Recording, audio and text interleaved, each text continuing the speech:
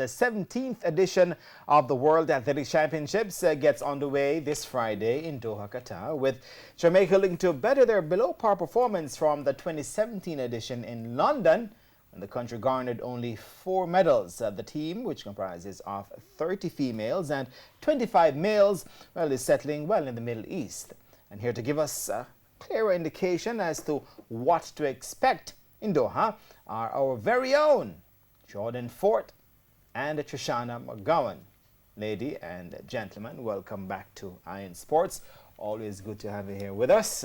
Happy to be back. Let's dive right into the Middle East. In terms of the performances, can Jamaicans expect an improved showing from London when we got only 4 medals? Because that's the question that everyone is asking. We got only 4 medals in London. Only which is 4? inclusive of 1 gold. So we had Omar McLeod getting that gold. We had Usain Bolt with the bronze in the 100. We had Rista Nana, and of course we also had the sprint relay, female relay team. So it was below par. It wasn't a good championship. But based, Jordan, no, let me begin with Trishana, closest to me. Based on the team selected, Trishana, and the form that these athletes are in, what are your own expectations? I think that the team has gotten a little stronger than we saw in 2017. I still cannot believe it's only 4 that we got. Every time I hear it, I'm like, 4? Jamaica? But I think that the team has gotten better. The athletes are clearly doing a lot better, not just on the track, but also in the field events, which is tremendous. And I think going forward, not just for these championships, we have to now start looking in the field events for a lot of our medals, like we have done over the years by being reliant on the track events.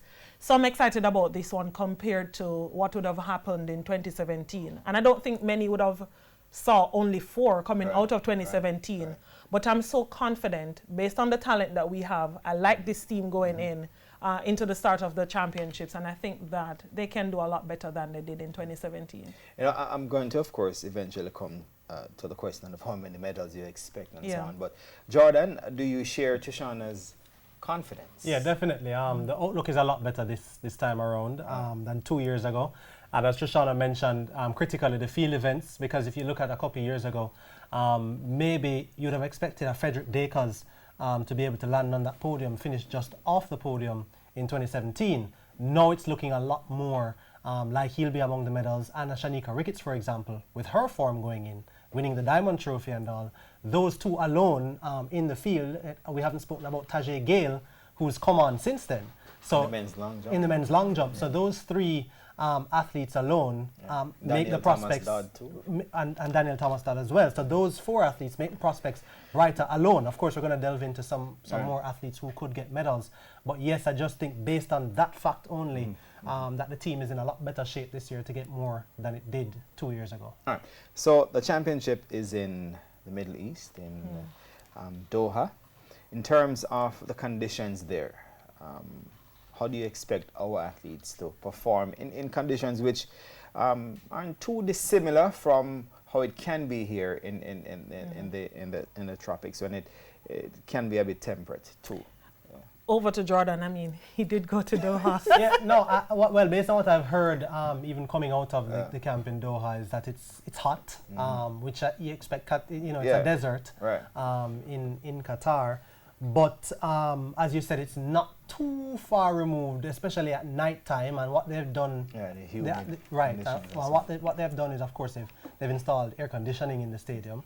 The championships are a lot later this year, which is actually the factor which I think will play a bigger role than the actual weather itself in Qatar.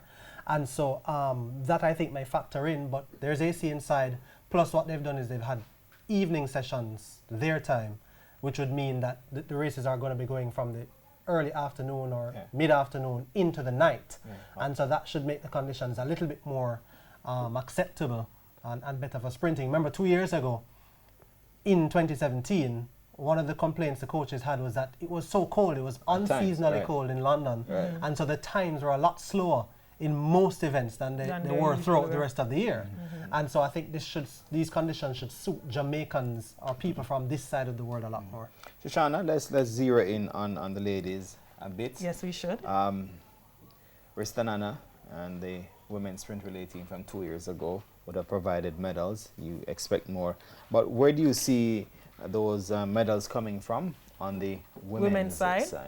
Well, I do believe that Shelly-Ann Fraser-Price, she's back after giving birth. So I see her being on the podium. And the same for double Olympic champion in Elaine Thompson.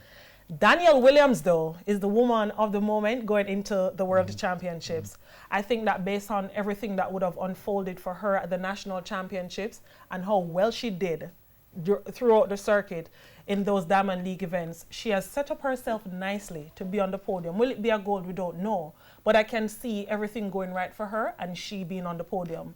Now in the field events, I do see Shanika Ricketts getting on that podium in the women's triple jump. I'm really hoping for that.